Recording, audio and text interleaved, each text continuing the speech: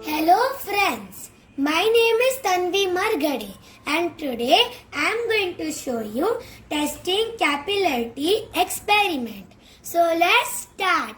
So we require for this experiment are 2 test tubes, notepad paper, tissue paper, stirring stick, food coloring, you can choose any color, and some water. So let's start. Now take 2 test tubes and fill each test tube halfway with water. Then we are going to add some food coloring. You can choose any color. Mix it properly with the stirring stick.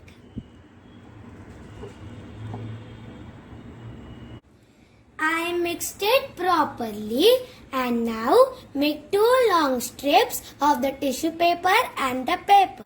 Then we are going to put them in the test tube. So in the first test tube I am going to put the paper,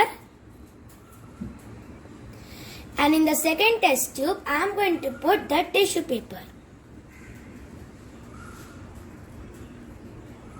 I added both the strips into the test tube and now we are going to wait for 1 minute.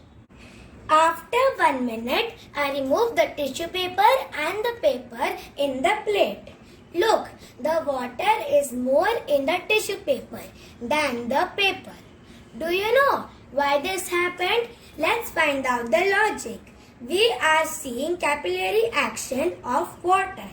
Tissue paper has more space in them for water to travel faster. This is the reason that tissues are used for drying.